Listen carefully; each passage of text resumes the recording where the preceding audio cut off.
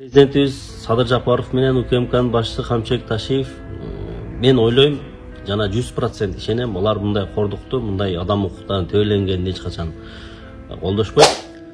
Жогорку кеңештин азыр эми мындай экс депутаты деп коелу Султанбай Айжигитов кече жакында эле мандатынан ажырап, кече аны суракка чакырып, кызмат абалынан кыянаттык менен пайдалануу беренеси менен кылмыш иши козголуп, суракка чакырылган.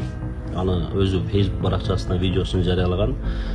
Бирок ал сурактан чыккандан кийин кечинде бир абалын көрсөңүздөр, мындай зээнин кейип, жүрөгүң ачыша турган абалда чыкты.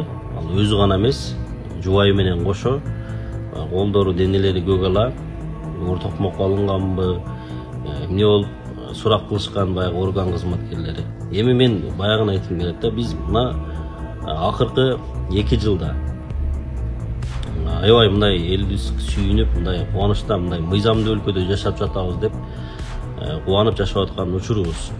Бизде бандит деген токтоду, зомбулук деген токтоду, коррупция деген токтоп атат, дагы эмнелер токтоп атат, элдин акысын жегендер кайра мамлекетке кайтарып атат деген мындай эми иши кылып мыйзамдуу өлкөдө баарынан мыйзам бирдей деген тартипке өттүк деп кубанып жашап, жар салып жашап атканбыз. Бирок кечеги мынал ошол именно депутатты жубайы менен кошо сурак кылгандар, булар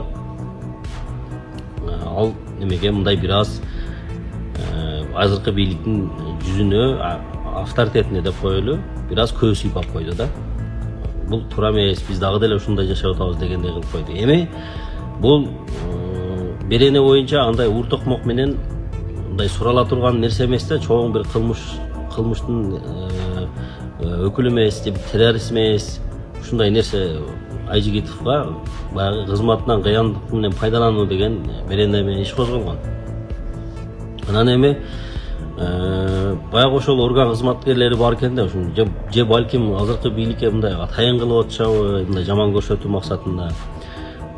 Президентибиз Садыр Жапаров менен УКМКнын башчысы Камчыбек Ташиев мен ойлойм жана 100% ишенем, алар мындай кордукту, мындай адам укуктарын төбөлөнгөнүн эч качан колдошпойт. Себеп дегенде булардын башынан булардын баары өткөн. Сурак деген өткөн, камак деген өткөн, кандай болот, баарын булар өздөрү камалып, өздөрү кордукту, кысымды баарын көрүп чыгып, бирок башкаларга мындай нерсени каалабайт деп ойлойм.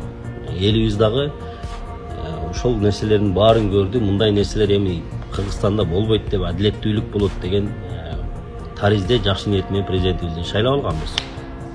Дагы деле ошол максатта бийлик иш алып барып аткан. Биз деле ошол максатта бандитсиз өлкө, мындай мыйзамдуу өлкөдө жашап атабыз деген уран менен жашап келгенбиз. Эми кечеги бул кылгансылык, мен ойлойм сөзсүз түрдө бул жапайчылык. УКМКнын башчысы Камчыбек Ташиев сөзсүз түрдө ошол сурак кылган адамдарды башчысынан баштап кызматынан алып жоопко тартыш керек элдин алдында. Ассаламу алейкум, кыргыз элим. Аты жөнүм Алимов Дастанбек, 1999 жыл төрөлгөнмүн.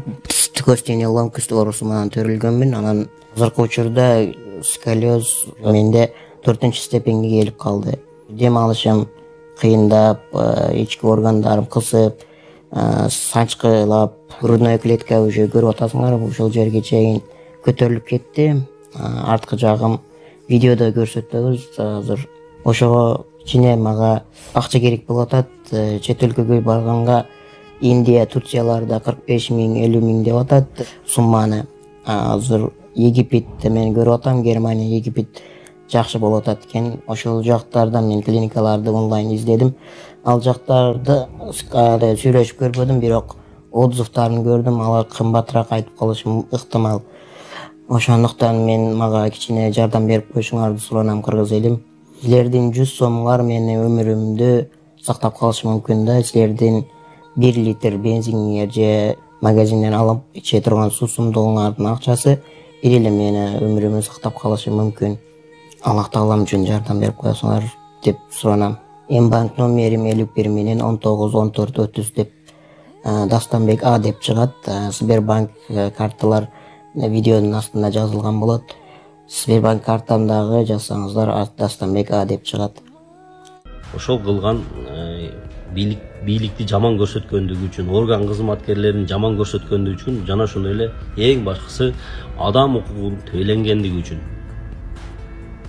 аларды элдин алдынан кечирим суратып, кызматынан алдыртып, керек болсо жоопко тартыш керек, мыйзам чегинде жоопко тартыш керек. Экинчи мындай нерсе кайталанбасын депчи. Анан ал депутатка эми ушундай болуп, мында кандай нерсе болгонун азыр эми билбейбиз, суракта кандай нерсе. Бирок баягы аялы менен кошо сабалганы, аялын кошоп сабаганы бул сөзсүз түрдө бир жапайырчылык, бул туура эмес нерсе. Муну биз эч качан колдобойбуз. Мен ойлойм, биздин бийлик башчылары дагы эч качан колдобойт.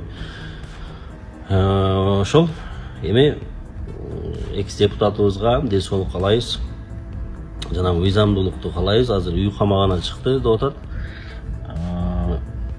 Бийлик ээлеринен ошол сурак кылгандарды бир эле сурак кылган эмес, ал жерде демек бардыгы курста болгон да. Ал жердин башчысын ошол күнү турган дежурныйдан баштап кызматтан алып жоопко тартыш керек деп ойлойм мен.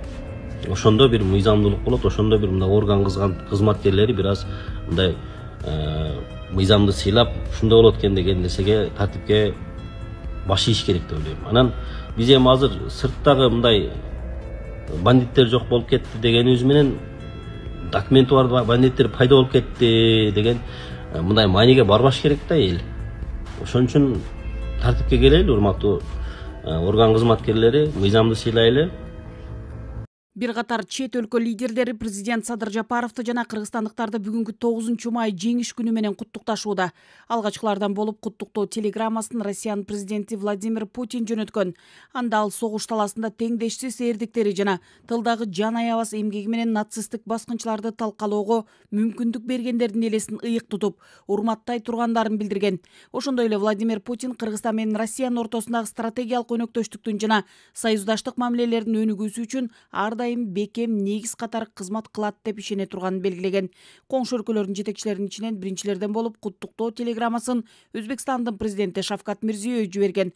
Ал эки мамлекет ортосундагы ынак коңшулук принциптерине негизделген стратегиялык өнөктөштүк жаңы деңгээлге чыгаарына ишене турганын билдирген. Кошуна Казакстандын президенти Касым-Жомарт Токаев дагы Садыр Жапаровду жана Кыргызстан элин жеңиш күнү менен куттуктады.